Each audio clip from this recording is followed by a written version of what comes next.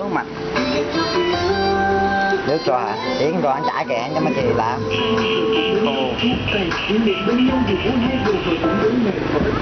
Nhưng anh sẽ mãi sống với một hạnh phúc dở dang. Mặc sự ra đi vĩnh viễn của em khiến cho anh quá ngỡ ngàng. Không bao giờ anh quên những ngày bắt tay giận nhau, cũng như cảm giác lần đầu khi em nhìn anh từ dưới sân khấu. Lúc em vui, lúc em buồn vì những lời anh chăm chọc, những lúc em cô độc anh lại không thể kề bên chăm sóc.